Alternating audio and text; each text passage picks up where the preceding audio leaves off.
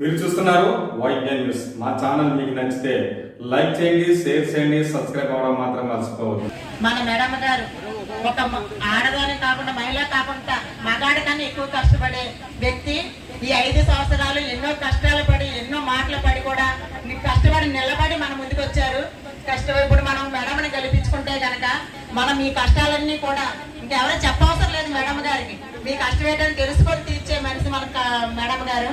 అలాగే ఇప్పుడు శాంతి ఆకేట్ శాంతి గారు మాట్లాడాల్సిందిగా కోరుచున్నాను.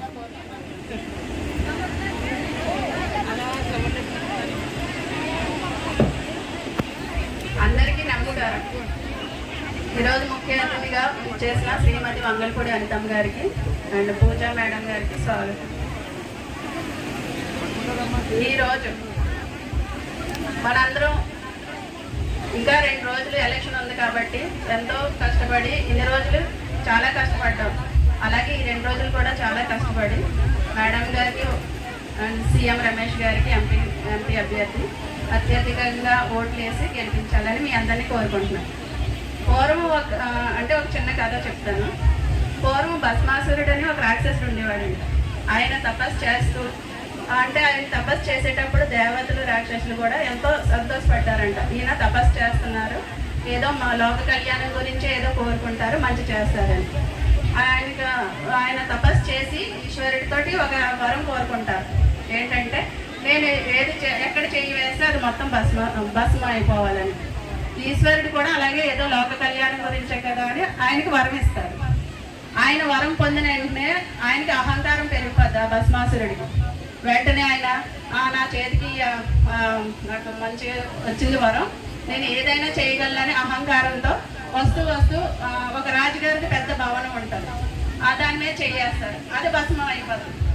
ఈసారి నాకు ఇంత వరం వచ్చింది, నేను ఏదైనా చేయగలనని అహంకారంతో అందరినీ భస్మం చేయడానికి మొదలెడతారు. అలాగే కొండలు గుట్టలు అన్ని భస్మం చేసుకుంటూ వస్తారు. ఎందుకు అంటే నాకు ఏదైనా ఈ వరం వచ్చింది కాబట్టి నేను ఏదైనా చేయగలనన్న ఆలోచనతో. అప్పుడు దేవతలు రాక్షసులు ఇలా చేస్తే మన లోకం అంతా అంతమైపోద్దని అందరూ విష్ణుమూర్తి దగ్గరికి వెళ్ళి ఎంతో ప్రార్థించి మీరు ఈ భస్మాసురుడిని ఏదోలాగా నాశనం చేయాలి అంటే అప్పుడు విష్ణుమూర్తి ఒక స్త్రీ రూపం దాల్చి ఆయన నాట్యం చేస్తూ ఈ భస్మాసురుడిని తన చెయ్యినే తన మీద పెట్టుకొని తన్నే భస్మం చేస్తారు. ఈ కథ ఎందుకు చెప్పాను అంటే అలాగే మనం జగనన్న గారు ఎంతో పాదయాత్ర చేసి ఎంతో తపస్సు చేసి ఆయన చేతికి ఒక వరం ఇచ్చాం మనం మహిళలందరూ. అదేంటి, సీఎం అయ్యి ఏదో మన అందరికీ ఏదో మంచి చేస్తారని మనం ఒక వరం ఇచ్చాం. ఆయనకి ఆ వరం ఇచ్చిన వెంటనే ఆయన ఎంతో అహంకారం పెరిగిపోయింది. వచ్చిన వెంటనే ఆయన ఫస్ట్ ఆ భస్మాసురుడు లాగే ప్రజావేదికను కూల్చేశారు. అలాగే కొండలు గుట్టలు ఒకటి అంతా చేసుకుంటూ వస్తున్నాం.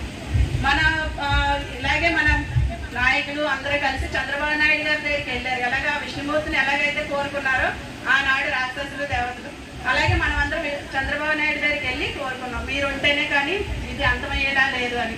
ఆయన మన చేతికి ఒకటి మహాశక్తి అని ఇప్పుడు పథకం ఇచ్చారు. ఆయన ఇంకోటి కూడా ఇచ్చారు, అమ్మ అతన్ని జగన్ని అంతం చేయాలంటే మీ చేతిలోనే ఉంది, అలాగే అతన్ని అంతం చేయాలంటే మీ ఓటుతోటి మీరు అంతం చేయగలరు అని. మన చేతికి ఓటు ఉంది కాబట్టి ఓటుతో పాటు సూపర్ 6 అని మహాశక్తి పథకాలు కూడా ఆయన మన చేతికి ఇచ్చారు. ఇప్పుడు అసలైన సమయం వచ్చింది.